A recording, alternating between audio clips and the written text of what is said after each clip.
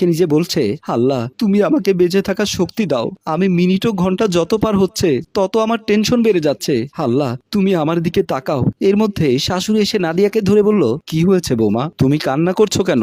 নাদিয়া চোখের জল মুছে বলল, কই কান্না করছি, এমনিতে চোখের জল চলে এসেছে। শাশুড়ি বলল, তুমি আমার সাথে মিথ্যে কথা বলছো কেন? আমি জানি তোমার মধ্যে কিছু একটা হয়েছে। কি হয়েছে আমাকে বলো।